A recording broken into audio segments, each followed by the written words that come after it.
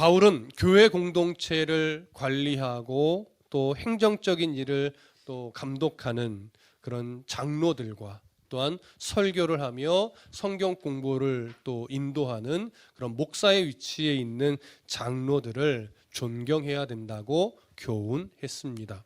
여기서 말하는 존경이라고 하는 것은 인격적인 존중과 함께 그 장로들에게 궁핍한 삶을 살지 않도록 풍성하게 물질적으로도 공급하라는 의미가 담겨 있었습니다. 이는 단순하게 장로들을 목회자들을 섬겨야 된다 이런 차원의 말이 아니라 장로들이 또 목회자가 교회를 섬기고 말씀을 연구하여 말씀을 가르치고 그 전하는 일을 할 때에 혹여나 경제적인 어려움과 부담으로 인해서 그 일에 소홀하게 되지 않도록 오히려 더 그 일에 집중할 수 있도록 물질적인 것까지도 공급할 수 있어야 된다라고 하는 것이 강조점이었습니다. 왜냐하면 그렇게 하는 것이 교회를 위한 일이고 성도를 위한 일이 되기 때문에 그렇습니다. 그 말씀에 이어서 오늘은 이제 장로들에 대한 고발 문제에 대해서 이제 다루게 되는데 무엇이라고 교훈하는지 우리 차근차근 그 의미를 살펴보겠습니다. 자, 먼저 19절과 20절을 함께 읽겠습니다. 시작. 장로에 대한 고발은 두세 증인이 없으면 받지 말 것이요 범죄한 자들을 모든 사람 앞에서 꾸짖어 나머지 사람들로 두려워하게 하라. 자, 여기 보니까 바울이 무엇을 강조하냐면 장로에 대한 고발은 두세 증인이 없다면 받지 말아라 이렇게 이야기를 합니다. 얼핏 보면 장로들의 편에 서줘라, 장로들에 대한 어떤 고발은 쉽게 다루지 말아라 이런 의미처럼 여겨져요. 그러나 이 말은 그런 의미가 아닙니다. 장로들에 대한 고발이 있다면 더 신중하게 다루어야 된다 그런 의미예요. 그런데 왜 두세 증인을 언급하는 걸까요?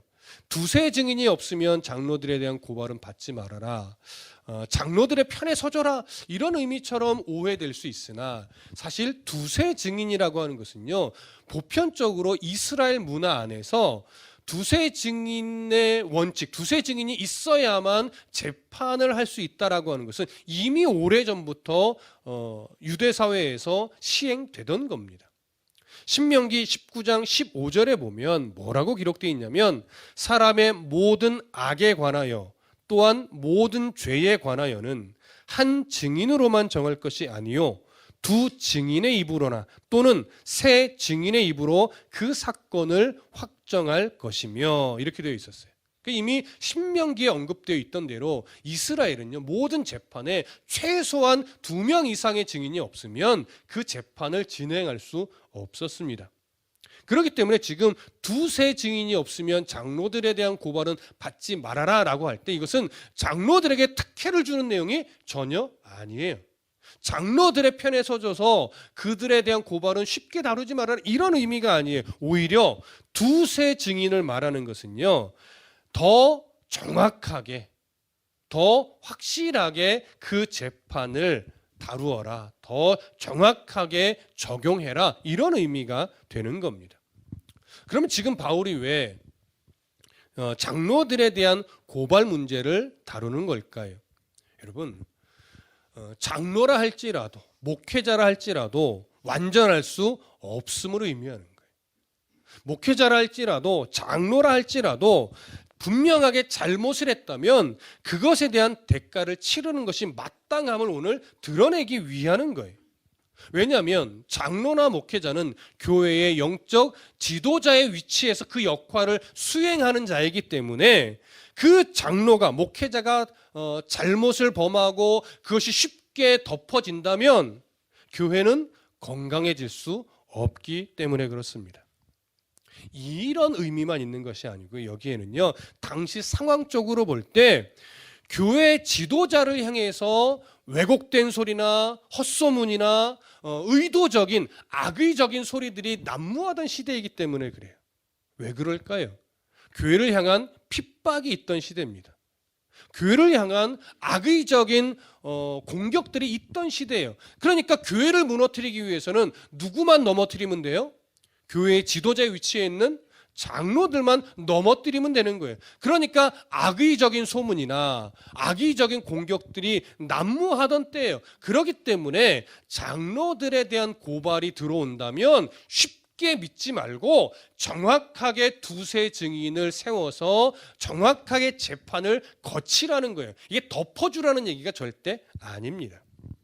그래서 바울은 장로들에 대한 고발을 신중하게 다루라고 말씀하면서 무슨 말을 하냐면 범죄한 자들을 모든 사람 앞에서 꾸짖어 나머지 사람들로 두려워하게 하라.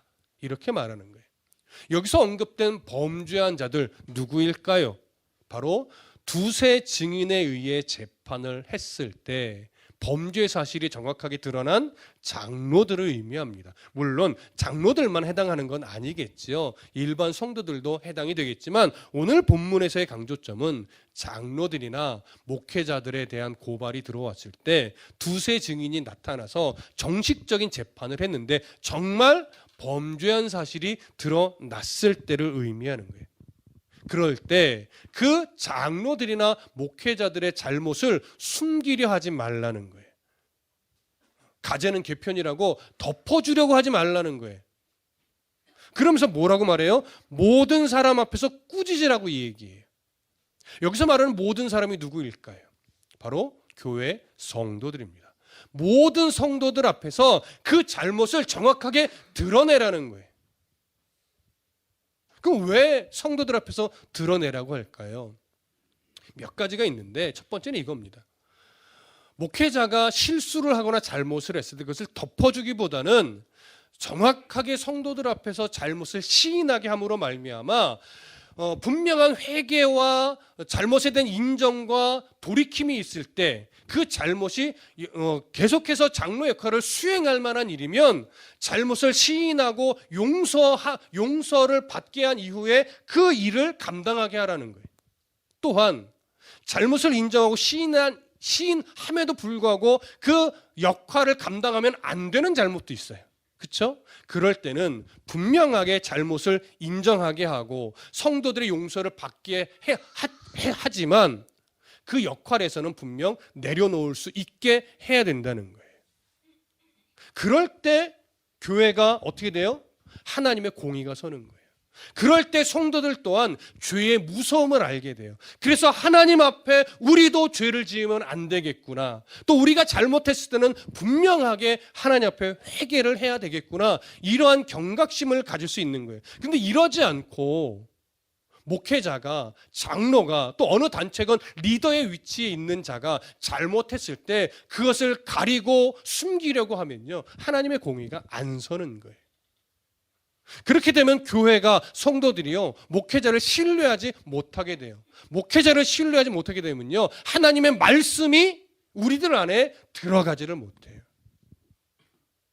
그러면 교회 전체적으로 큰 어려움을 겪게 되는 거죠. 그래서 바울이 말하는 거예요.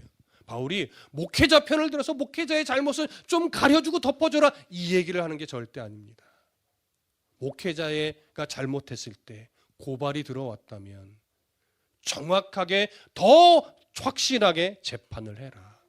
그래서 잘못이 없다면 성도들 앞에 정확하게 잘못이 없음을 드러내주고, 잘못이 있다면 정확하게 재판해서 성도들 앞에 그 잘못을 시인하고 잘못을 인정하게 하라. 이런 의미예요. 그럴 때 교회가 건강해지고 하나님의 공의가 올바로 서서 그 교회는 흔들리지 않을 수 있다라고 하는 거예요. 여러분, 무슨 말씀인지 이해되시죠? 어떤 목회자가 완전할 수 있겠습니까? 어떤 성도가 완전할 수 있겠습니까? 목회자든 성도든 완전할 수는 없기 때문에 연약함이나 실수는 좀 가려주고 덮어줄 수 있는 믿음의 그 넉넉함이 필요하지만 그 선을 넘어선 잘못에 대해서는 목회자라고 덮어줘서는 안 된다는 거예요. 직분자라고 가려줘서는 안 된다는 거예요. 성도, 목회자든 직분자든 성도이든 분명하게 재판이나 치리에 해당하는 잘못을 했다면 하나님 앞에서 정확하게 드러내고 그 다음에 잘못을 시인하게 하고 용서를 받게 함으로 다시 건강하게 회복할 수 있도록 돕는 것이 교회의 마땅한 역할임을 지금 바울이 강조하고 있는 겁니다. 다시 본문으로 돌아가셔서 21절과 22절을 함께 읽겠습니다. 시작. 하나님과 그리스도 예수와 택하심을 받은 천사들 앞에서 내가 엄히 명하노니 너는 편견 없이 이것들을 지켜 아무 일도 불공평하게 하지 말며 아무에게나 경솔히 안수하지 말고 다른 사람의 죄에 간섭하지 말며 네 자신을 지켜 정결하게 하라. 자, 바울이 이 장로에 대한 고발 문제를 다루면서 하나님과 그리스도 예수와 택하심을 받은 천사들 앞에서 내가 엄히 명한다라고 이야기를 해요. 이건 바울이 디모데에게 이 권면을 하는 권위이기도 하고 앞으로 디모데가 교회를 목양하면서 성도들을 치리할 일이 있을 때, 장로들을 치리할 일이 있을 때도 어떤 권위로 해야 하는지를 언급하는 거예요. 하나님과 그리스도 예수, 이건 뭐 당연한 거죠. 온 우주 만물의 재판장이시고 통치자이시니까 하나님과 그리스도 예수의 권위를 가지고 하는 것은 당연한 건데 여기 왜 택하심을 받은 천사들까지도 언급을 하느냐. 이 천사들은 아마도 하나님과 그리스도 예수 재판장이며 통치자이신 하나님이 모든 재판을 진행할 때 옆에서 수종드는 천사들이기 때문으로 여겨집니다. 그 천사들이 존귀해서가 아니라 그 재판을 돕는 자이기 때문에 하나님과 그리스도 예수와 택하심을 받은 천사들의 그 재판의 공의로운 재판의 권위를 가지고 모든 일을 행해야 한다라는 것이죠. 그러면서 이제 디모데에게 요구하는 것이 이거예요. 너는 편견 없이 이것들을 지켜 아무 일도 불공평하게 하지 말라는 거죠. 이건 뭐 우리가 부연 설명이 필요 없는 거예요. 목회자가 교회의 어떤 치리에 대한 문제를 재판할 일이 있다면 절대 가까운 사람이라고 해서 나를 잘 섬기는 사람이라고 해서 어떤 이익관계가 얽혀 있다고 해서 치우친 판결을 내려서는 절대 안 된다라고 하는 것이죠. 그렇기 때문에 여기 편견이라고 번역된 헬라어 프로크리마는요, 저울을 한쪽으로 기울어지게 하는 걸 말해요. 또한 불공평으로 번역된 헬라어 프로스클라시스는 어떤 이의 편에 속해서 무조건 그 편을 들어주는 것, 이런 것을 말해요. 그런 일 절대 하지 말라는 거예요.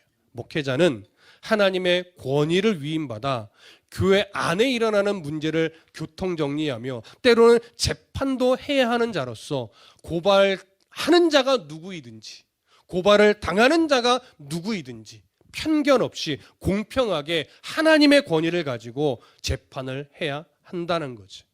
만약에 공평하게 하지 않는다면 그건 하나님의 권위를 무시하는 행위가 되는 거예요. 그렇게 되면 하나님이 그 목회자를 가만두지 않겠죠. 이렇게 할 때 하나님의 공의가 교회 안에 바르게 세워질 것이며 목회자가 이 권위를 무시하고 구분 판결을 내린다면 자신의 어떤 이기적인 마음에 치우친 판결을 내린다면 교회는 분열될 것이고 목회자의 권위는 추락할 것이며 복음의 전파에 치명적인 흠집을 내게 될 거라는 것. 이것을 바울이 지금 강조하고 있는 겁니다. 이 말씀은 사실 우리 교회뿐만 아니라 한국 교회가 좀 각성하여 들을 필요가 있는 말씀이라고 생각을 합니다. 왜냐하면 많은 여러 목회자들 중에 정말 큰 잘못을 저질렀음에도 불구하고 그 교회의 교세가 크다는 이유로 교단이나 노회, 총회가 그걸 덮어주고 가리고 숨기려고 하는 일들을 사실은 많이 했어요. 지금도 하고 있어요. 그러니까 때로는 총회를 못 믿고 교단을 못 믿고 노회를 믿지 못하는 일들이 발생한단 말이에요. 그래서 계속해서 막 세상 법정과 관련해서 다툼들이 끊임없이 일어나는 거예요. 하나님의 공의가 교단 안에, 총회 안에, 노회 안에 바르게만 선다면요, 많이 없어질 재판들이 많아요. 근데 그 공의가 서지 않으니까 끊임없이 세상 법정에 서고 피켓 들고 시위하고 이런 일들이 벌어지는 거예요. 어떤 것들은 물론 악의적인 것도 있겠죠. 그러나 하나님의 공의만 바르게 세워서 행하면 없어질 문제들도 많다라고 하는 거예요. 그래서 여러분 참 속상하고 우리들의 어그러진 민낯이긴 하지만 한국 교회 위에서 목회자 위에서 하나님의 공의가 바르게 세워지도록 우리가 생각날 때마다 여러분 기도해 주셔야만 하는 겁니다. 그리고 바울이 이어서 22절에 뭐라고 말하냐면 아무에게나 경솔히 안수하지 말고 다른 사람의 죄에 간섭하지 말며 네 자신을 지켜 정결하게 하라 이렇게 교훈합니다. 우선 이렇게 말했어요. 아무에게나 경솔히 안수하지 말라. 이게 무슨 말일까요? 교회에 장로를 세우거나 어떤 중요한 직책을 맡기기 위해서 누군가를 세울 때요, 쉽게 세우지 말라는 거예요. 그 사람의 인격과 그 사람의 삶과 그 사람의 신앙의 중심을 잘 분별하고 오랫동안 살펴봐서 정말로 하나님 앞에 합하다라고 여겨질 때 그때 세워야지, 관계가 있다고 해서 사회적 지위가 좀 높다고 해서 좋은 대학 나왔다고 해서 나를 좀 잘 섬겨준다고 해서 함부로 그 외적인 조건만 보고 직분자로 세웠다가는 후일에 교회를 어지럽히며 불미스러운 일이 발생할 수도 있다는 거예요. 근데 여러분 정말 한국교회가 앞으로도 정말 조심해야 될 게 하나 있어요. 직분자를 세움에 있어서요. 그게 뭘까요? 한국교회 안에 잘못된 전통이 하나 만들어졌죠. 임직식을 하는, 안수를 받아 임직식을 하는 이 일을 시행함에 있어서 교회에 얼마를 내야 된다. 이런 식의 전통이 세워져 버렸어요. 본래 시작은요, 교회가 어려운 그 예전에, 교회가 참 어려울 때 직분자가 임직을 받으면서 그 임직을 받는 이들이, 야, 교회가 이렇게 어려운데 우리가 교회의 일꾼으로서 세움받는데 얘 그냥 안수받으면 안 되겠다. 우리가 교회를 위해서 뭘 할까? 이 고민 가운데 때로는 헌물을 하거나 때로는 헌금을 하게 됐던 거예요. 정말 선한 의도와 선한 마음으로 시작이 된 거예요. 근데 이것이 이상하게 교회의 역사 가운데 이상한 전통으로 자리 잡아서 장로의 직분을 받으려면 얼마를 헌금해야 되고, 권사의 직분을 받으려면 얼마를 헌금해야 되며, 안수집사가 되려면 얼마를 헌금해야 된다라고 하면서 마치 돈을 주고 사는 듯한 이런 일들이 발생을 하게 된 거예요. 그러다 보니까 그것이 계급이 되어버리는 이런 병폐까지도 만들어지게 됐죠. 그러니까 그것으로 인해서 교회가 자꾸 다툼이 생기고 기득권이 생기게 되면서 말도 안 되는 일들이 자행됐던 거예요. 근데 이건 임직을 받는 자들뿐만 아니라요, 목사들도 문제가 있었어요. 목사들이 교회의 재정이 어려울 때 교회의 재정을 확보하는 방법 중에 하나로 이 임직식을 하게 됐던 거예요. 자격도 안 되고 아직 세울 만한 상황도 아닌데 교회 재정을 확보하려고 임직식을 만드는 이런 일들도 벌였어요. 이건 심각한 거예요, 여러분. 그런 나쁜 일들이 전통이라는 빌미로 해버리니까 그렇게 임직받은 이들이 교회 안에서 점차 이것이 자기 계급이 돼서 문제를 일으키고 다툼을 일으키고 기득권 싸움을 하면서 파당이 갈라지고 이런 일들이 생겨난 거예요.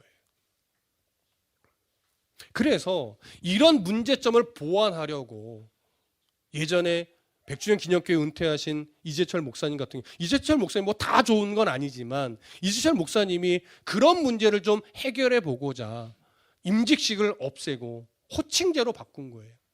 일정한 나이 범위 안에 있고 교회의 교육을 받았으며 어느 정도 이상의 연수가 되면 모두가 다 장로님하고 권사님하고 집사님 하자. 그리고 교회는 그 직분자들이 아니라 저 교회를 위해서 일할 수 있는 일꾼들을 운영위원으로 세워서 그렇게 교회를 이끌어가면 그런 문제점을 보완할 수 있지 않겠느냐, 이렇게 해서 시행을 했는데 한때 그런 것들이 불편해진 교단에서 이단으로 막 정죄하고 이런 일도 벌어졌었어요. 근데 저는 그것이 좋은 어떤 해답 중에 하나라고 여겼습니다. 그러니까 정답은 아니에요. 정답은 아니에요. 왜냐하면 여전히 임직을 건강하게 행함으로 말미암아 좋은 직분자들이 세워지고 있는 교회도 여전히 많이 있기 때문에 그것이 틀려서가 아니고 너무나 많은 병폐와 폐단을 만들어냈으니 우리 교회도 그런 폐단을 밟지 말고 좀 건강하게 교회를 세우기 위해서 임직식 하지 말고 우리도 호칭제로 하자 해서 우리 다드림교회도 호칭제를 사용하고 있는 거예요. 그래서 임직식이 없어요. 저 다드림교회도. 그런 이유 때문입니다. 정답이어서가 아니고 좀 대안으로 우리 교회도 좀 건강하게 세워가고자 하는 의도로 그렇게 한 거예요. 여러분 오해하지 마시기를 부탁드립니다. 자, 바울은 그러한 어떤 올바른 임직에 대해서 올바르게 일꾼을 세우는 부분에 대해서 강조한 다음에 무슨 말을 이어서 했냐면 다른 사람의 죄에 간섭하지 말라 이렇게 말합니다. 여러분 여기서 간섭하지 말라는 헬라어는요 함께 나누지 말라는 거예요. 다시 쉽게 이야기하면 다른 사람의 죄를 너희가 함께 나누지 말아라 이런 의미예요. 이게 어떤 의미의 표현이냐? 여러분 교회에 특히 장로의 직분을 맡은 자에 대한 분별과 검증이 없이 함부로 세우게 되면 언젠가 그 사람이 교회에 큰 문제를 일으킬 수 있잖아요. 근데 문제를 일으키게 되면 어떤 의미가 되냐면 목회자가 그 사람을 안수했기 때문에 그 사람은 사실은 보증인 역할이 되는 거예요. 목회자가. 그러니까 그 죄에 함께 죄를 도모한 것은 아니지만 그 임직을 받은 안수를 받아 임직을 한 그 장로가 잘못을 했을 때는요 목회자는 그 잘못에 동참한 것과 똑같다는 거예요. 그러니까 어떤 사사로운 이유로 함부로 임직하여 사람을 세우지 말고 충분히 검증하여서 하나님 앞에 부끄럽지 않을 수 있는 사람으로 직분자를 세워야 네가 그 죄에 동참하는 자가 되지 않을 수 있다. 그런 신중하게 검증하여서 직분자를 세워야 한다. 이런 의미가 되는 겁니다. 여러분 무슨 말씀인지 이해되세요? 그렇기 때문에 교회에서 어떤 역할을 맡는다라고 하는 것은 어떤 의미가 되는 거냐면 담임 목회자가 그 성도에 대한 중심을 헤아려 믿을 만한 사람이라고 인정하고 있다라고 하는 의미가 되는 거예요. 그래서 다드림교회의 직분자가 그리 많지는 않으니까 직분자는 집사 이런 걸 말하는 것이 아니고 어떤 역할을 맡은 직책을 맡은 분들이 다드림교회에 그리 많지 않아요. 하지만 어떤 역할을 맡으신 분들은 목회자와 그런 어떤 신뢰 관계가 있다라고 여겨지기 때문에 맡겼다라고 생각을 하시고 정말 정직하게 정말 성실하게 정말 하나님 앞에서 그 역할을 지금처럼 계속하여 잘 감당해 주셔야 하는 겁니다. 자, 이해되시죠? 바울이 이렇게 계속해서 당부를 하면서 마지막에 디모데에게 이렇게 말합니다. 네 자신을 지켜 정결하게 하라. 여러분 디모데에게 왜 이런 표현을 하는 걸까요? 교회를 하나님의 공의에 합하게 직분자를 세우고 교회의 일꾼을 세워서 일을 하며 교회를 목회한다는 것이 정말 어렵기 때문에 그래요.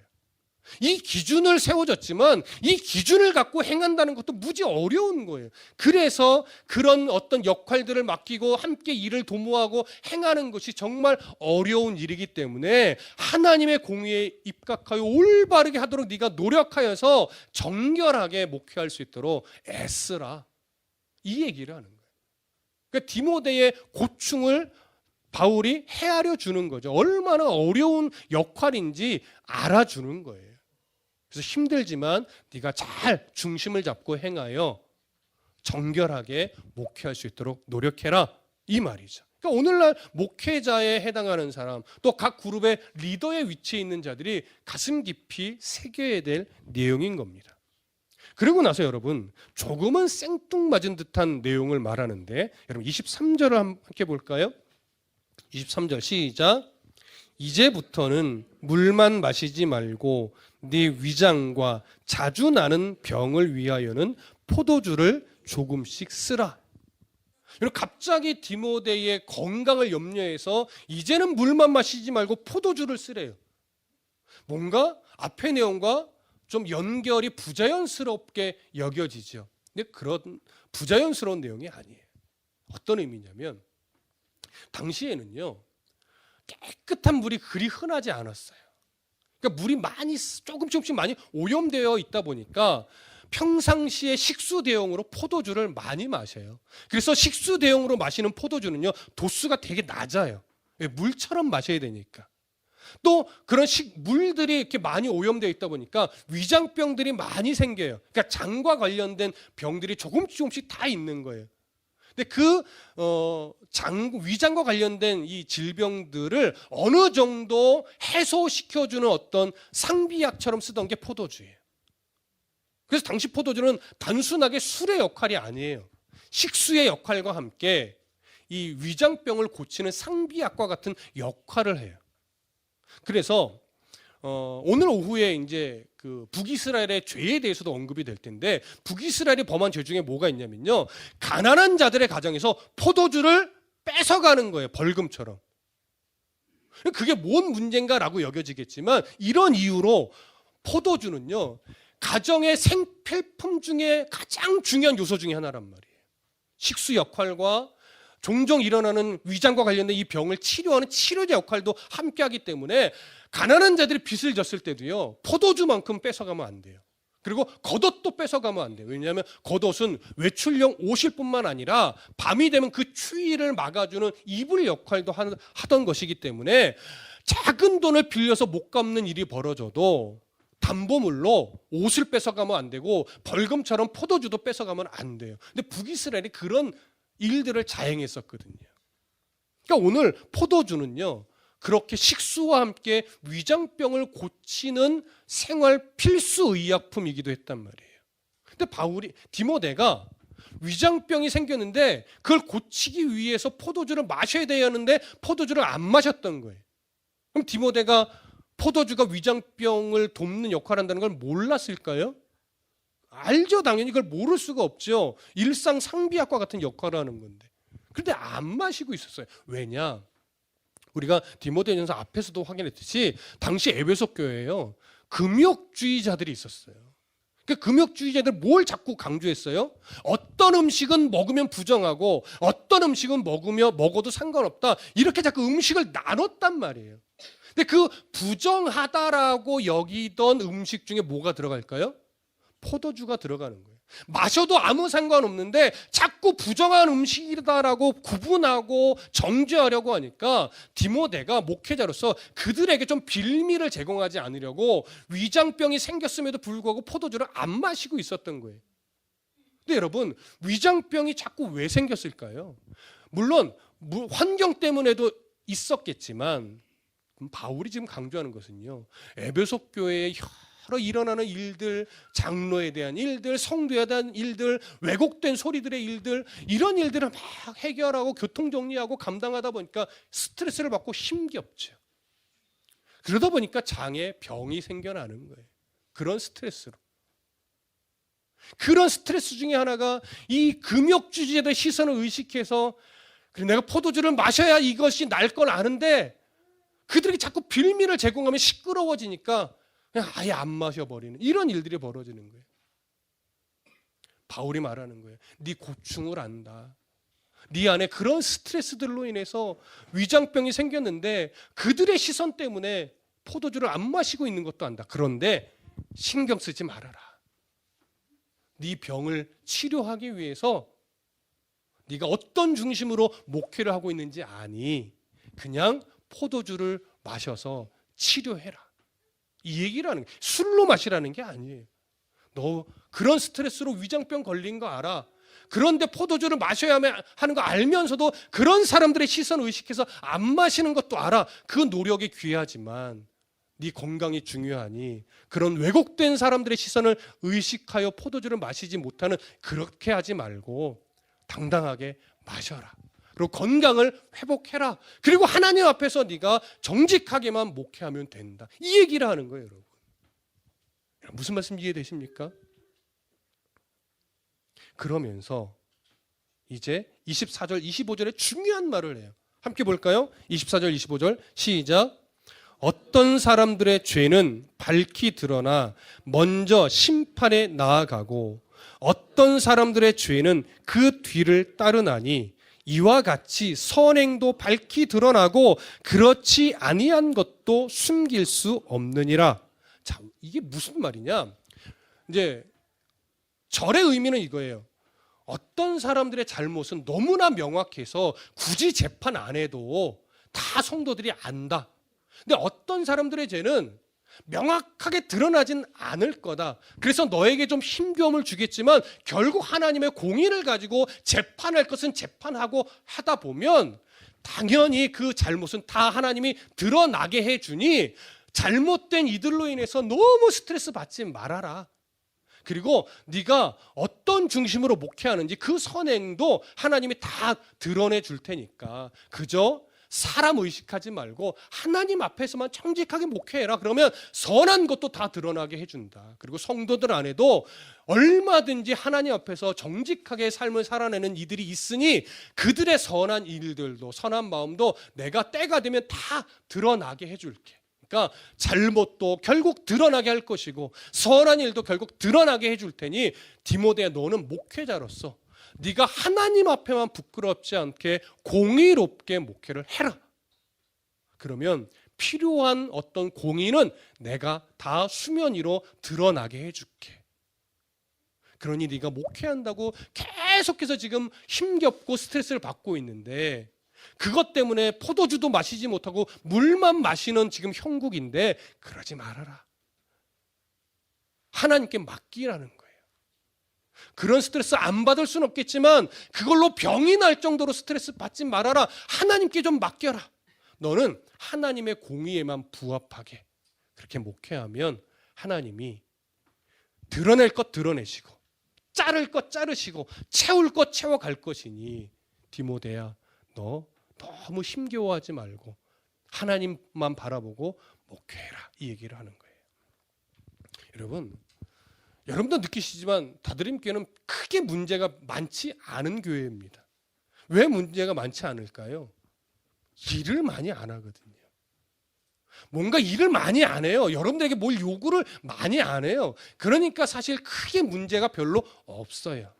근데 전혀 없지는 않죠. 돌아보면 구석구석 염려되는 부분도 있고 걱정되는 부분도 있고 기도가 필요한 이들도 있고 좀 저 선만 넘지 않았으면 교회가 그래도 계속 안정되겠다 이렇게 좀 염려되는 성도들도 있어요. 근데 그런 염려들이 제가 걱정하고 제가 염려한다고 다 해결이 되나요? 그렇지 않아요, 여러분. 제가 할 수 있는 영역이 있고요.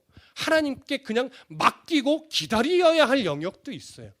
그 영역을 구분하지 못하면 목회는 힘들어요.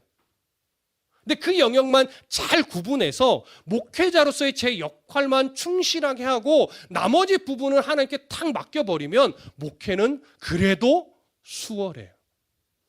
저는 성경을 통해서 지금도 그걸 배우고 있어요. 이태희 목사야, 네가 다 해결할 수 없다. 네가 해결할 수 있는 영역과 하나님께 그저 기도하며 맡길 영역을 잘 구분해라.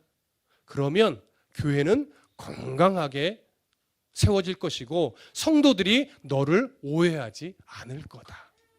필요하면 하나님이 교통정리하고 필요하면 수면 위로 다 드러낼 것이고 필요하면 딱 끊어줄 것이고 또 필요하면 알아서 채워줄 것이니 네가 걱정하고 염려하는 일들이 생기겠지만 그것 때문에 전전긍긍하지 말고 너는 말씀 붙잡고 너의 역할에만 충실해. 그러면 나머지는 내가 알아서 필요한 거 다 정리해서 수면 위로 나타날 건 나타나게 하고 가려질 건 가려지게 하고 끊을 건 끊어지게 하고 채울 건 채워지게 할 거야. 여러분, 디모데에게 그 교훈하는 것이고 저에게도 그런 교훈을 계속해서 주고 있습니다. 이 균형감이 무너지지 않도록 여러분 기도해 주셔야 돼요. 목회자가 성도들의 개인의 삶을 얼마나 깊이 간섭할 수 있겠습니까? 간섭한다고 되지도 않지요.